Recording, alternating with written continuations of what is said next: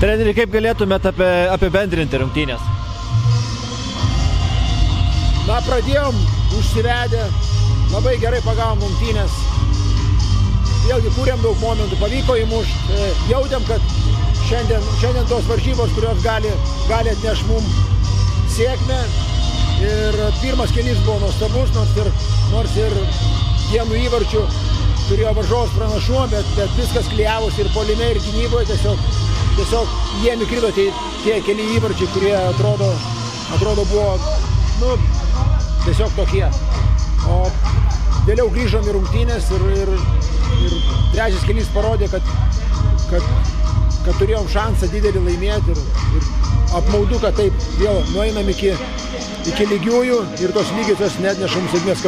Kažko šiek tiek mažiausiai trūksta, bet esminis dalykas, vyrai tikėjo, vyrai buvo motyvuoti, kovojo iki galo ir iki pergalės pritrūko labai nedaug.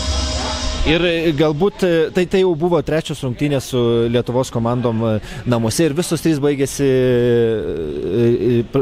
po pratęsimo. Ar manot, kad ketvirtasis galbūt sėkmingasis kartas bus šį sekmadienį?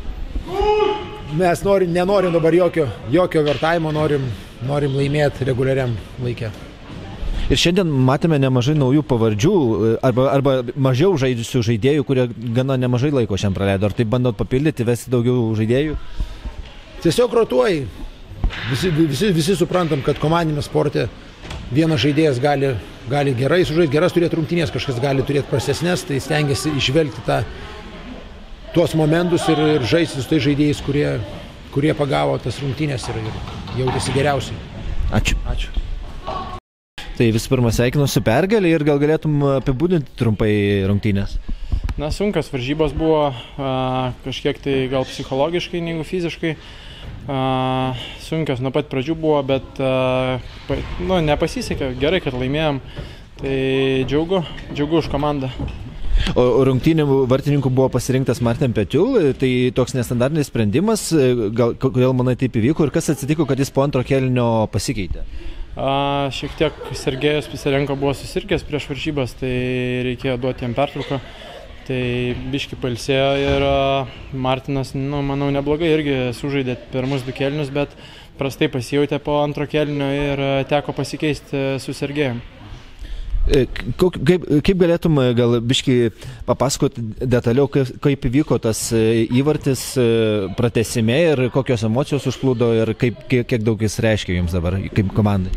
Na, tas įvartis aš pats iš nuosoliuko jį mačiau, tai nelabai stebėjau, kaip ten įvyko viskas, bet du gynėjai nubėgo į priekį, įmušė įvartį. Tai, emociškai gal komandai tas duos kažkokį tai spyrį ir, tolimesniai dabar reikia tikėtis, kad HS Ryga sužaistų savo blogiausias dienas ir mes geriausias, tai, tikėsimės tik tai to ir, tikime iki galo, ten kaip bus, tai bus. O tu pats kartu su Luku Raiveriu esi pakviestas žaisti už vyrų rinktinę, ar mintis sukosi ir apie žaidimą rinktinėje, tuo pačiu ir derinį su treniruotėm Kaune ir ruošimuisi Kauno rungtynėm?